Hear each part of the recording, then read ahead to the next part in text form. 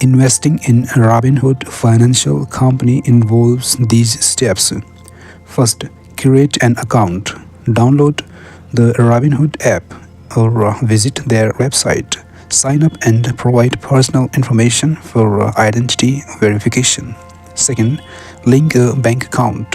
Connect your bank account by providing details and verifying with the micro deposits. Third, fund your account.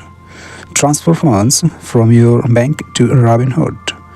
You can do a one-time deposit or set up recurring transfers. Instant deposits up to a limit may be available. Fourth, explore investment options. Browse stocks, ETFs, options, and cryptocurrencies on Robinhood.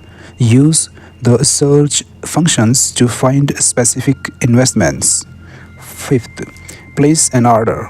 Select a security, choose to buy or sell, specify the number of shares or dollars amount, and confirm the transaction.